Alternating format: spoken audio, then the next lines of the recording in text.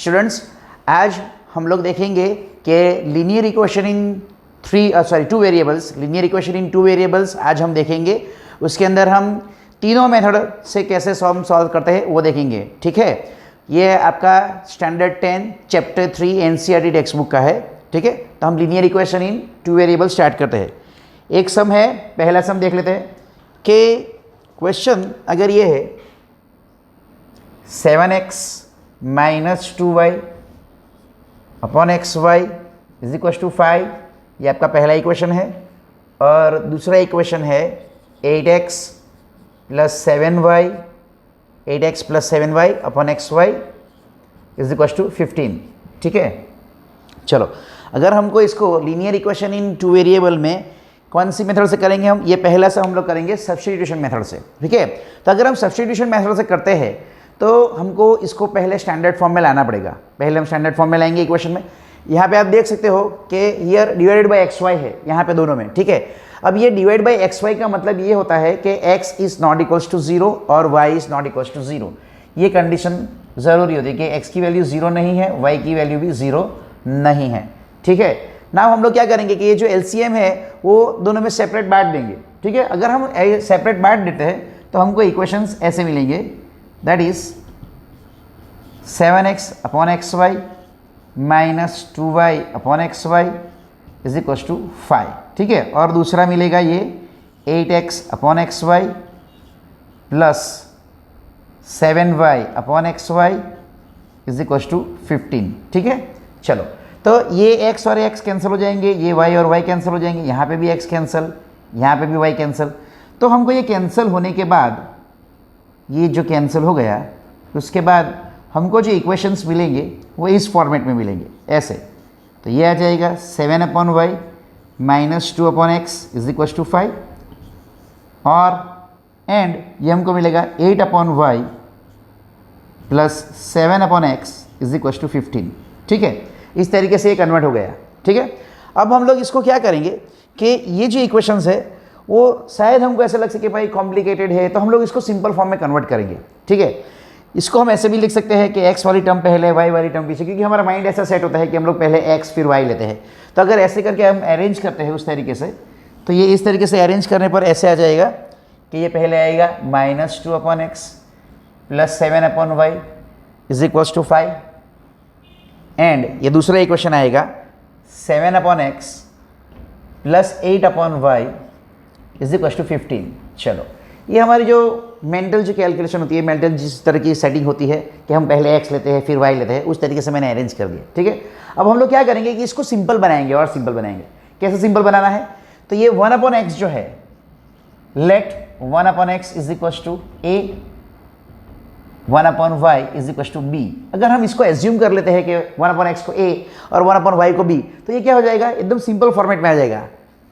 ठीक है, फ्रैक्शन वाले फॉर्मेट में नहीं रहेगा। तो ये आएगा minus 2a plus 7b is equal to 5, और ये दूसरा इक्वेशन हो जाएगा 7a plus 8b is equal to 15। ठीक है, चलो ये हमारा एक सिंपल फॉर्मेट से आ गया, जिसको हम बोलते हैं ax plus B Y is equal to C, और ax plus B is equal to C वाला फॉर्मेट आ गया हमारा। ठीक है, अब हम लोग क्या करेंगे कि इस इक्वेशन को, मतलब कि इस सम को हम लोग सॉल्व करेंगे सब्स्टिट्यूशन मेथड से।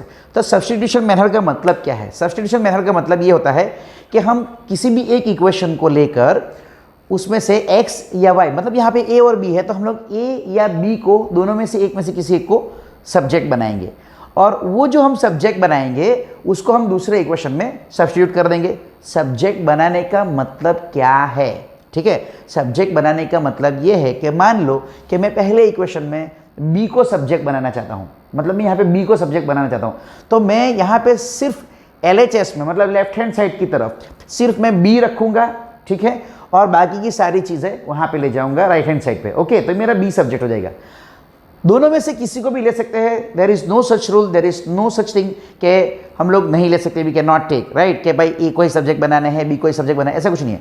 But we will make subject to those which we can say that it is simple, जिसको हम समझ ले कि भाई ये सिंपल में हम कन्वर्ट कर सकते हैं, रिप्लेस कर सकते हैं। ओके, तो पहला हम क्या करेंगे, ये मोस्टली माइनस वाला लोग थोड़ा कंफ्यूजिंग समझते हैं, तो माइनस वाले को हम सब्जेक्ट बनाएंगे। ठीक है, तो हम कैसे करेंगे, मैं यहाँ पे बी को सब्जेक्ट बनाऊंगा, क्योंकि बी को अगर मैं सब्जेक्ट बनाता हूं तो ये माइनस वाली टर्म RHS में चली जाएगी, तो मुझे थोड़ा सिंपल लगेगा। और ठीक है, मान लो कि मैं इसको इक्वेशन नंबर 1 देता हूं, इसको नंबर 2, तो मैंने इक्वेशन नंबर 1 से मैं बना रहा हूं। ठीक है, तो हम लोग यहाँ पे लिख सकते हैं कि फ्रॉम इक्वेशन 1 वी गेट, ठीक है, तो यहाँ पे क्या आएगा 7b इज इक्वल टू 5। अब ये जो -2a है वो जब इक्वालिटी की दूसरी तरफ जाता है, RHS की तरफ या दूसरी तरफ जाता है, तो उसकी साइन चेंज हो जाती है। तो अगर ये माइनस में है तो यहाँ पे चला जाएगा तो क्या हो जाएगा प्लस, क्योंकि ये एडिशन है ना, यहाँ पे ये माइनस है, यहाँ पे प्लस है, तो इस तरफ जाएगा तो ये हो जाएगा +2a। ठीक है, ये +2 हमको मिल गया। अब हमको b को सब्जेक्ट बनाना है, मतलब ये 7b यहाँ पे से हमको RHS की तरफ, इक्वालिटी की दूसरी तरफ ले जाना है। तो इसमें हम लोग क्या करेंगे, सिंपल है, ये मल्टीप्लीकेशन में है तो ये कहाँ पे जाएगा डिवीजन में। ये आपको मालूम है कि जब कोई चीज़ मल्टीप्लिकेशन में होती है और इक्वालिटी की दूसरी तरफ ले जाते हैं तो वो डिवीज़न में आ जाती है। अगर कोई चीज़ डिवीज़न में है तो वो मल्टीप्लिकेशन में आ जाएगी। अगर कोई चीज़ एडिशन में है तो वो सब्ट्रैक्शन मतलब वो माइनस हो जाएगी। और अगर कोई माइनस है उस तरफ ले जाते हैं तो प्लस, मतलब साइन चेंज होते हैं। तो प्लस माइनस वाले में ऑल्टरनेट साइन चेंज होते हैं और मल्टीप्लिकेशन डिवीजन में भी ऑल्टरनेट साइन चेंज हो जाते हैं। तो यहाँ पर मैं बी को सब्जेक्ट बनाऊँगा तो मुझे मिलेगा 5 + 2a होल अपॉन 7। चलो इसको बोलते हैं कि हमने इस इक्वेशन को बी में कन्वर्ट कर दिया, दैट इज बी को सब्जेक्ट बना दिया। That is we have form this equation in the form of b, that is b is subject of this equation. Okay, and we will give this equation is number 3। हम लोग इसको number 3 दे देंगे। ठीक है, अब ये मैंने कौन से इक्वेशन को यूज करके बनाया है, I have use this first equation, पहला इक्वेशन मैंने यूज किया है। तो अगर मैंने पहला इक्वेशन यूज किया है, if I use this first equation, then I will replace this value in second equation, then I will replace this value in second equation. मैं इसको सेकंड इक्वेशन के अंदर रिप्लेस कर दूंगा। ठीक है, तो देखिए क्या होता है कि मैं जहां पे भी b है वहां पे मैं ये वैल्यू रिप्लेस कर दूंगा। तो मुझे मिलेगा, यहां पे हम लिख लेते हैं कि putting b is equals to 5 + 2a upon 7 in equation number 2 we gate.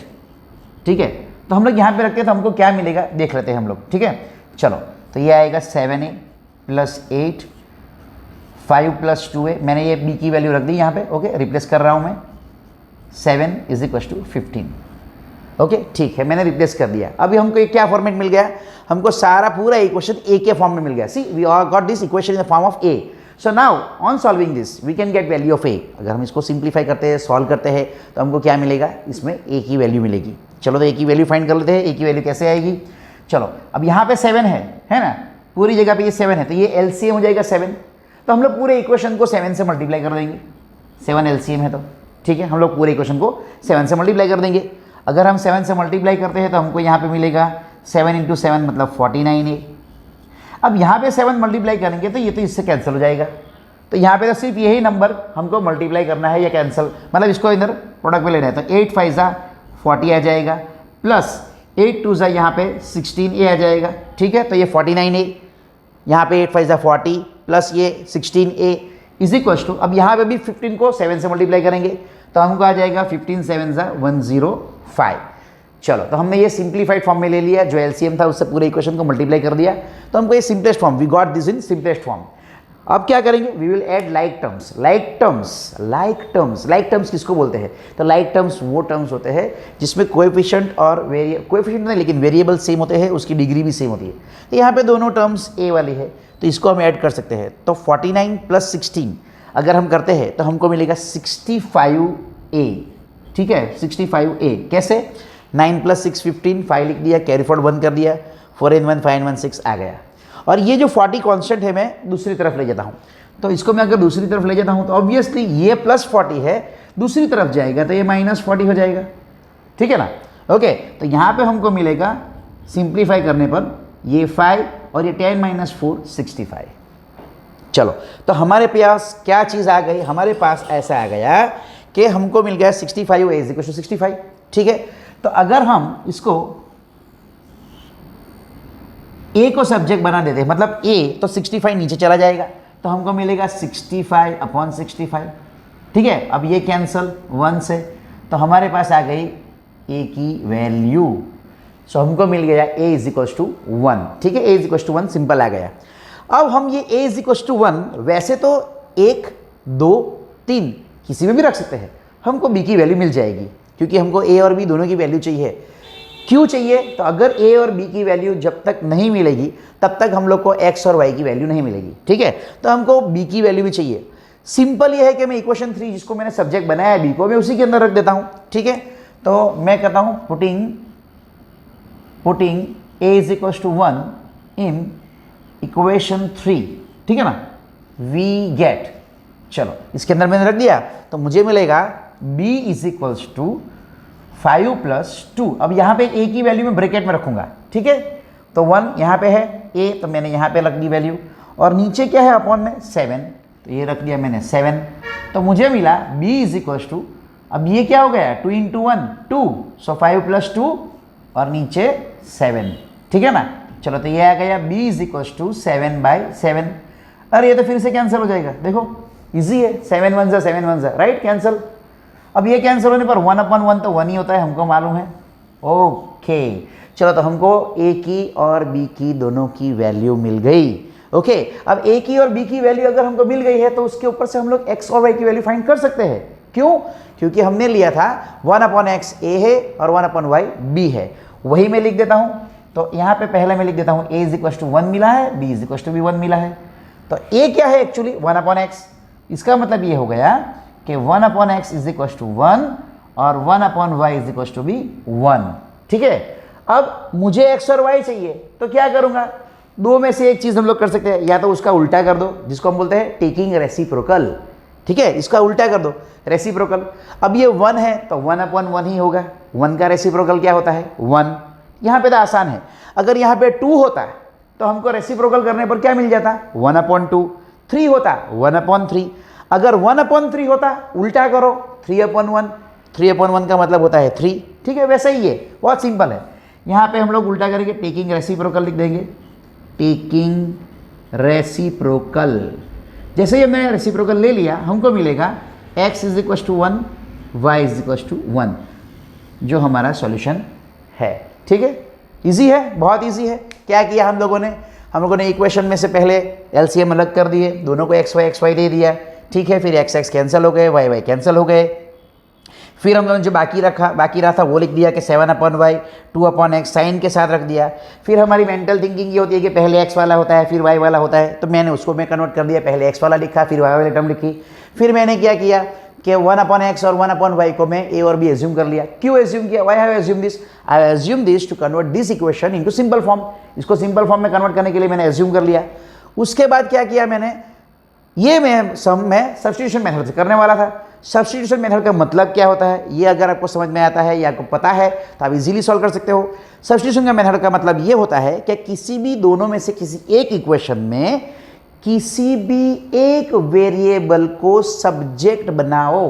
Subject बनाने का मतलब ये होता है कि वो वेरिएबल लेफ्ट हैंड साइड पे रहना चाहिए और उससे जुड़ी बाकी की जो भी चीज़ें हैं इक्वेशन में वो उसकी दूसरी तरफ चली जानी चाहिए। मैंने वही किया, मैंने लिया पहला इक्वेशन और ये मैंने माइनस वाला इस तरफ कर दिया। वैसे तो हम कोई भी ले सकते हैं, लेकिन जहाँ तक हो सके जो माइनस वाला होता है उसी को उस तरफ शिफ्ट करो, थोड़ा आसान रहता है। फ़र्क कुछ पड़ता नहीं है, थोड़ा आसान रहता है और कुछ नहीं है, ठीक है। तो मैंने इस तरफ ये शिफ्ट कर दिया और ये बी को सब्जेक्ट बना दिया। अब क्या ध्यान में रखा था हम लोगों ने ये ध्यान में रखा था कि जो पहला जो इक्वेशन है उसमें से मैंने बी को सब्जेक्ट बनाया, इसलिए मैंने ये बी की वैल्यू सेकेंड इक्वेशन के अंदर सब्स्टिट्यूट कर दी, ठीक है। जिसमें से बनाते उसी में से मत सबमिट करो, ठीक है, दूसरे के अंदर सबमिट करो। मैंने रख दिया, उसको मैंने सिंप्लीफाई कर दिया। यहाँ पे 7 था, मैंने मल्टीप्लाई कर दिया 7 से, क्योंकि एलसीएम है तो पूरे इक्वेशन को मैंने मल्टीप्लाई कर दिया। और फिर हमको इक्वेशन सिंप्लीफाई करके हमको कुछ ऐसा मिला a = 1, ठीक है। अब a = 1 मिल गया, मैं इसके अंदर रख सकता था, पहले के अंदर, दूसरे के अंदर, तीसरे के अंदर, लेकिन ये ऑलरेडी b का सब्जेक्ट है ही और मुझे b की वैल्यू भी फाइंड करनी। मैंने क्या किया, a की वैल्यू इसमें डाल दी, थोड़ा सिंपल रह जाएगा। और डालने पर मुझे b की वैल्यू 1 मिल गई। अब मुझे a मिल गए, b मिल गए, लेकिन हमारा क्वेश्चन था x और y में, ठीक है। तो हमको फाइनल आंसर भी किस में लाना है, x और y में। इसलिए मैंने क्या कर दिया, a = 1 b = 1, तो a की जगह पे मैंने क्या था 1/x, तो मैंने 1/x लिख दिया। b की जगह पे मेरे पास क्या था 1/y, तो मैंने 1/y रख दिया। अब मुझे x और y चाहिए। अब 1/x में से x कैसे मिलेगा, रेसिप्रोकल करने पर। 1/y में से y कैसे मिलेगा, रेसिप्रोकल करने पर। मैंने दोनों को रेसिप्रोकल कर दिया। अब 1 को मैं रेसिप्रोकल करूंगा तो मुझे वही मिलेगा, तो इसलिए मैंने x = 1 और y = 1 लिख दिया, ठीक है। Thank you.